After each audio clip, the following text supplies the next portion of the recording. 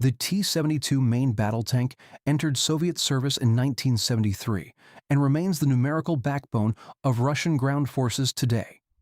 It was designed as a mass-production medium tank, simpler and cheaper than the T-64, with a 125mm smoothbore gun, composite armor on the turret front, and a low profile that made it harder to hit.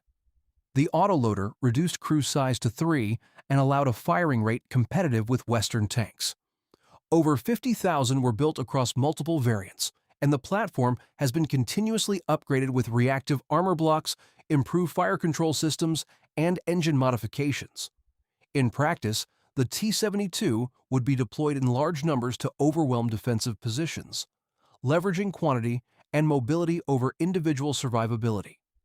Its limitations include thin side and rear armor, and vulnerability to top attack munitions, and fire control systems that lag behind contemporary Western equivalents. Ammunition stored in a carousel autoloader below the turret can detonate catastrophically if penetrated, a weakness repeatedly demonstrated in combat. The T-80 was developed in parallel during the Cold War as a higher-end tank using a gas turbine engine instead of diesel. It offered better acceleration and cold weather performance, making it well-suited for rapid maneuver in northern climates. The T-80U variant introduced in the mid-1980s added improved armor, a more powerful gun, and better electronics. Fewer than 6,000 were produced, and the design was more expensive to operate due to fuel consumption and turbine maintenance.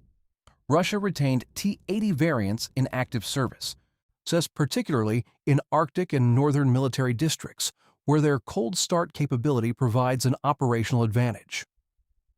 The platform shares the same autoloader vulnerability as the T-72 and similar weaknesses against modern anti-tank guided missiles. It would typically be used in breakthrough operations where speed and shock are prioritized over sustained endurance.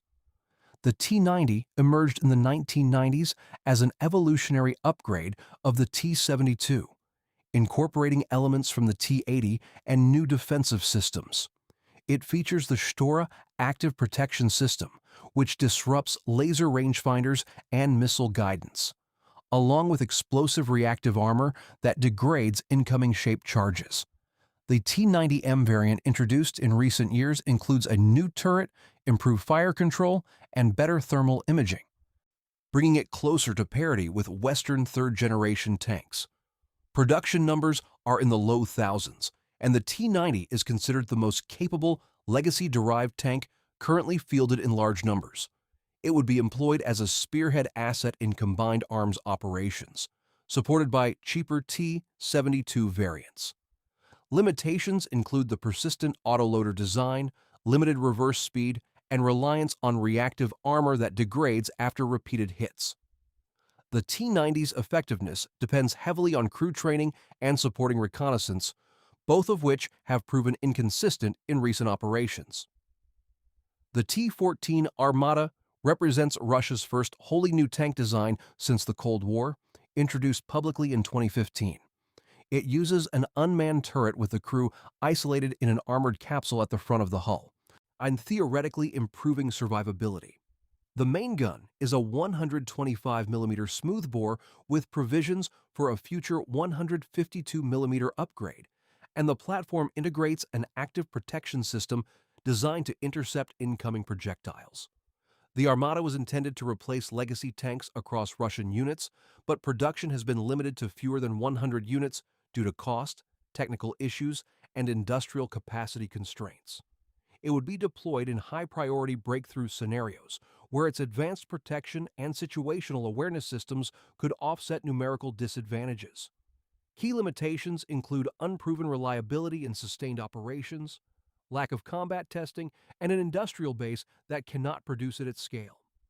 The unmanned turret concept offers theoretical advantages, but also creates new dependencies on sensors and electronics that may not function effectively under jamming or damage.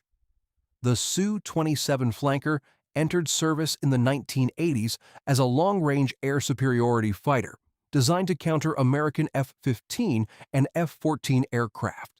It features twin engines, high maneuverability, and a large fuel capacity that allows extended patrols over vast distances. The airframe carries up to 10 air-to-air missiles and a 30mm cannon, with a powerful radar for beyond visual range engagements. The Su-27 family expanded into the Su-30, a multi-role variant with enhanced avionics and strike capability, and the Su-35, which adds thrust vectoring engines and improved radar. Russia operates several hundred flanker family aircraft across all variants, making it the core of the fighter fleet. These aircraft would be used to establish air superiority over contested zones, escort strike packages, and intercept enemy bombers or reconnaissance platforms. Limitations include older radar systems on early variants that struggle against modern electronic warfare, relatively high maintenance demands, and vulnerability to advanced Western air-to-air missiles with better kinematics and guidance. The Su-35's improved systems partially address these gaps, but production numbers remain limited. The MiG-29 was developed alongside the Su-27 as a lighter, shorter-range fighter optimized for point defense and frontline operations. It entered service in the early 1980s with a focus on agility and ease of maintenance at forward air bases. The platform carries a smaller weapon load than the flanker and has less range, but it can operate from damaged or austere runways using inlet covers and rough field landing gear. Russia maintains several hundred MiG-29 variants, including the upgraded MiG-29 SMT with improved avionics and fuel capacity. The aircraft would typically be deployed to defend key installations, provide close air support, or engage enemy fighters in short-range combat where its maneuverability offers an advantage. Its limitations include outdated radar on older models, short combat radius, and relatively weak engines compared to later designs. The MiG-29 remains in service largely because the airframe is reliable and Russia has existing maintenance infrastructure, not because it represents a cutting-edge capability. The Ka-52 Alligator is a twin-seat attack helicopter using coaxial rotors, which eliminate the need for a tail rotor and improve maneuverability in tight terrain. It entered service in the late 2000s and carries anti-tank missiles, rockets, and a 30mm cannon, with sensors that include thermal imaging and laser designation. The coaxial rotor design allows the Ka-52 to perform aggressive maneuvers and reduces vulnerability to tail rotor damage, a common failure mode in combat. Russia operates around 150 Ka-52 helicopters, using them for close air support, reconnaissance, and anti-armor missions. The platform would typically operate at low altitude, using terrain masking to approach targets before launching missiles from standoff range. Limitations include vulnerability to modern man-portable air defense systems, unlimited armor protection against anything larger than small arms, and sensor systems that can be degraded by weather or electronic countermeasures. The Ka-52 has suffered notable losses in recent conflicts, highlighting the difficulty of helicopter operations in contested airspace. The Mi-28 Havoc is a more conventional attack helicopter with a tandem cockpit and tail rotor configuration, designed as a direct counterpart to the American AH-64 Apache. It carries a similar weapon load to the Ka-52, including anti-tank missiles and unguided rockets, with slightly heavier armor protection around the crew compartment. The Mi-28N variant includes night vision systems and all-weather capability, allowing operations in reduced visibility. Russia fields fewer Mi-28s than Ka-52s, with around 100 in active service, and uses them for similar missions. The helicopter would be employed in combined arms assaults, providing direct fire support to advancing ground units while targeting enemy armor and fortified positions.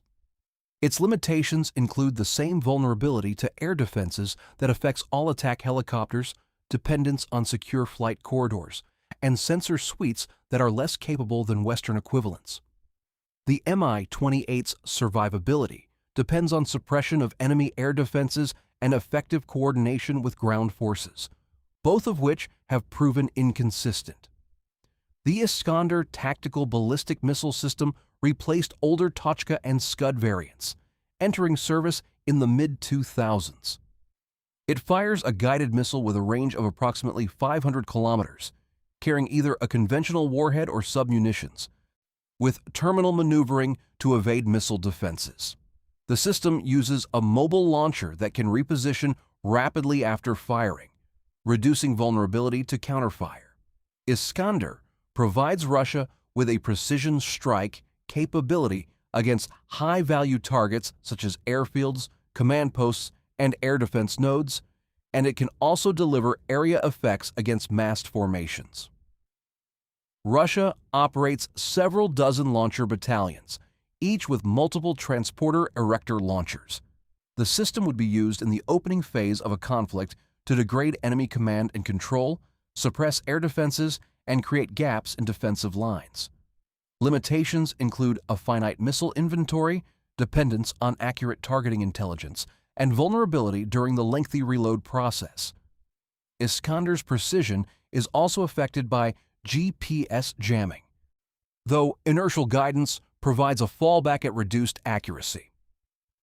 The S-400 Triumph is a long-range air defense system designed to engage aircraft, cruise missiles, and ballistic missiles at ranges up to 400 kilometers depending on missile type. It uses multiple interceptor variants, allowing engagement of different target sets from the same battery, and features powerful radar systems that can track dozens of targets simultaneously. The S-400 entered service in the late 2000s and has been deployed across Russia and exported to several allied nations. A single battalion includes multiple launchers, a command post, and supporting radar vehicles, all of which can displace to avoid counterfire. The system would be positioned to create overlapping air defense zones, denying freedom of movement to enemy aircraft and forcing them to operate at low altitude where they are more vulnerable to shorter-range systems. Limitations include vulnerability to saturation attacks, reliance on radar emissions that can be targeted by anti-radiation missiles, and limited ability to engage low-altitude targets masked by terrain.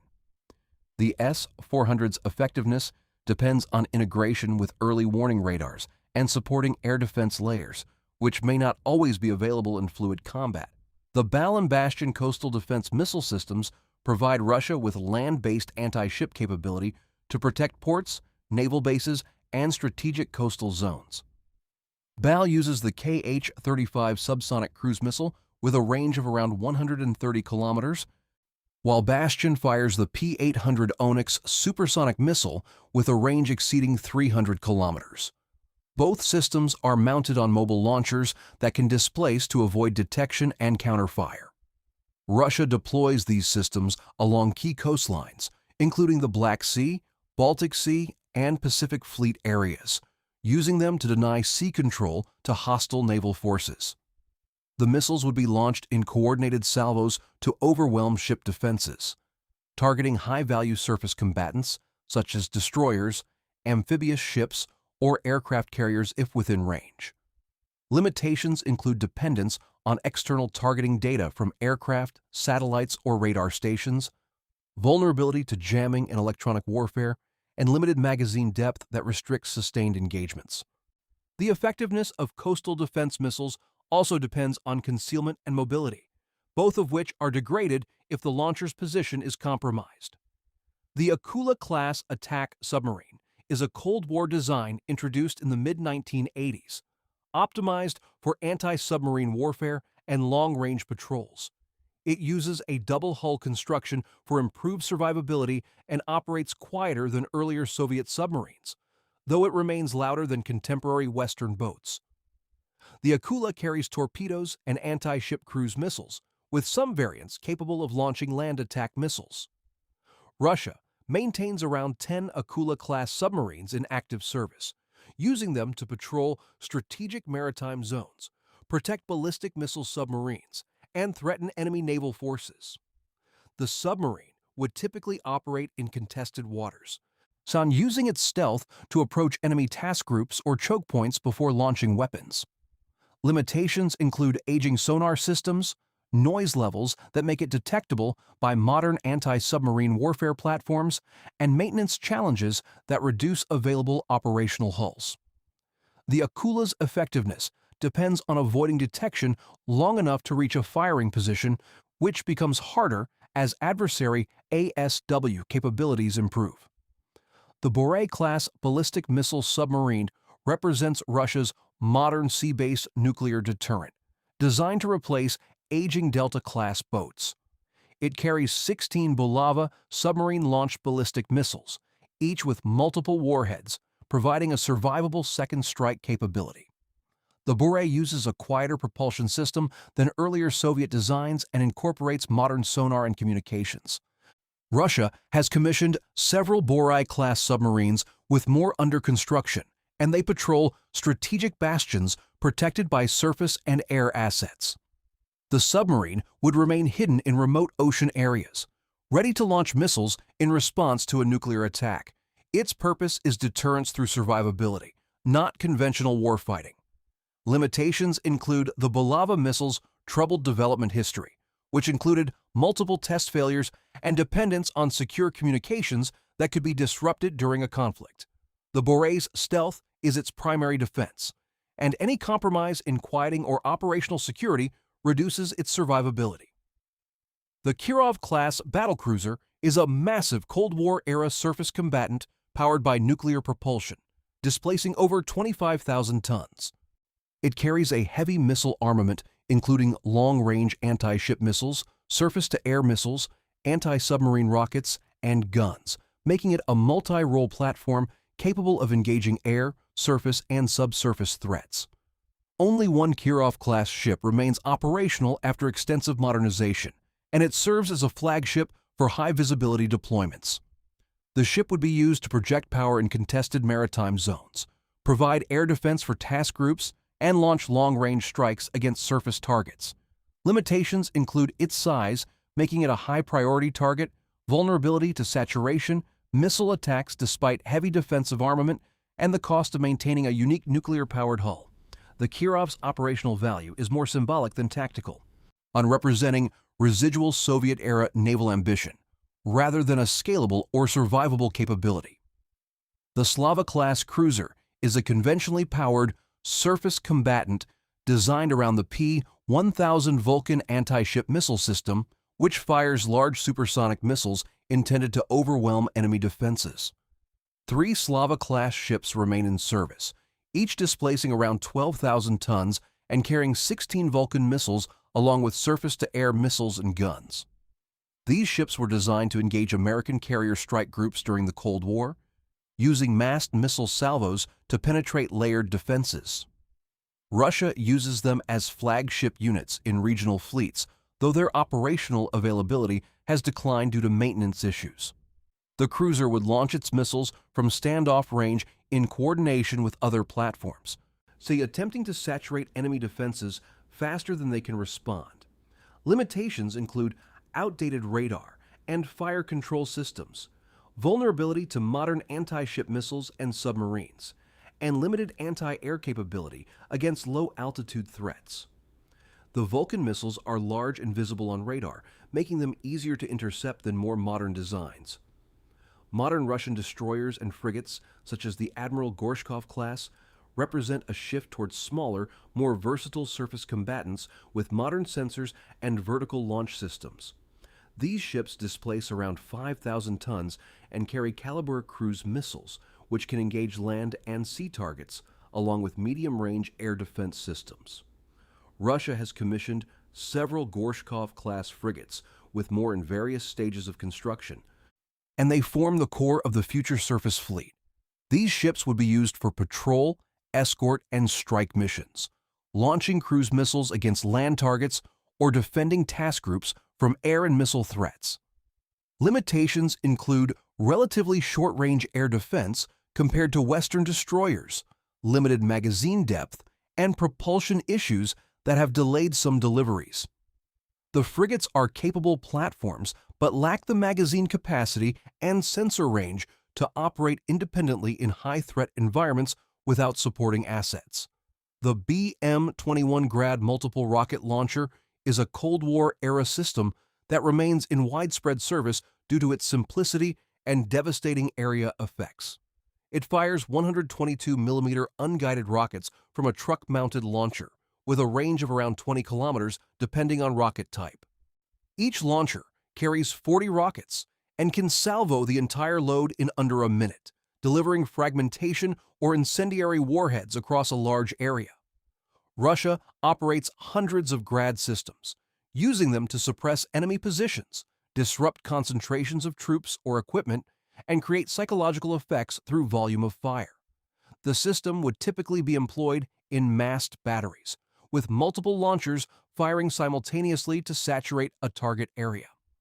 Limitations include poor accuracy that makes it ineffective against point targets, vulnerability to counter battery fire if positions are not displaced quickly, and minimal protection for the crew or vehicle. Grad's enduring presence reflects its low cost and ease of production rather than any technical sophistication. The Tornado family of multiple rocket launchers represents an upgrade over the BM-21, offering improved range, accuracy, and connectivity. Tornado G is a modernized 122mm system with guided rockets, while Tornado S is a 300mm heavy system derived from the BM-30 Smerch. These systems can fire precision-guided munitions with ranges exceeding 100 kilometers, allowing engagement of high-value targets such as command posts, logistics nodes, or artillery concentrations. Russia fields several dozen Tornado launchers, using them for deep fires and counter-battery missions. The systems would be integrated with reconnaissance drones and artillery radar to enable rapid targeting and engagement of time-sensitive targets. Limitations include a limited inventory of precision munitions, dependence on functioning data links that can be jammed, and the same vulnerability to counter-battery fire that affects all rocket artillery. Tornado's effectiveness is directly tied to the quality of targeting information and the speed of the kill chain, both of which degrade under electronic warfare or operational pressure. Russia's strategic nuclear forces consist of intercontinental ballistic missiles and submarine-launched ballistic missiles, forming the core of its nuclear deterrent. The land-based ICBM force includes silo-based and mobile systems such as the RS-24 Yars and the newer RS-28 Sarmat, which carry multiple warheads and are designed to penetrate missile defenses. The submarine-launched component uses the Bulava missile fired from Borei-class submarines. Russia maintains several hundred deployed strategic warheads across these platforms, with additional warheads in reserve or awaiting dismantlement. These systems exist to deter existential threats through the promise of unacceptable retaliation, not for tactical use. They would only be employed in response to a nuclear attack, or if leadership believed national survival was at immediate risk. Limitations include the aging infrastructure supporting silo-based systems, potential vulnerabilities in command and control under cyber or electronic attack, and the difficulty of maintaining credible readiness across such a large and complex force. The strategic deterrence value lies in its existence and perceived survivability, not in any operational employment. Russia's unmanned systems portfolio has expanded significantly in response to operational lessons from recent conflicts, with the KUB series representing a new class of loitering munitions. The KUB-BT is a small quadcopter-style munition that carries an explosive warhead and can be launched from handheld or vehicle-mounted systems. It is designed for short-range precision strikes against individual vehicles, fortifications, or personnel, using electro-optical guidance and operator control. Russia has rapidly scaled production of these systems, fielding thousands across combat units to compensate for limitations in traditional artillery and air support. The KUB-BAT would be used by small infantry units to engage targets of opportunity, particularly in static defensive lines where traditional fires are too slow or imprecise. Limitations include short range, vulnerability to jamming and electronic warfare, and dependence on operator skill and line-of-sight control. The munition's explosive payload is also relatively small, limiting effectiveness against hardened targets or armored vehicles.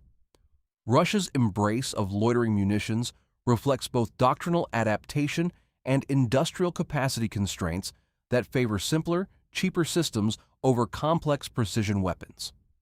The Il-76 heavy transport aircraft is the backbone of Russia's strategic airlift capability, derived from a Cold War design and continuously updated.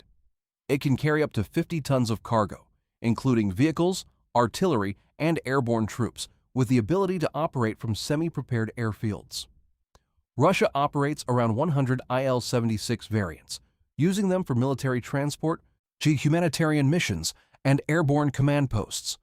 The aircraft would be used to deploy rapid reaction forces, resupply isolated units, and move heavy equipment across the vast distances of Russian territory.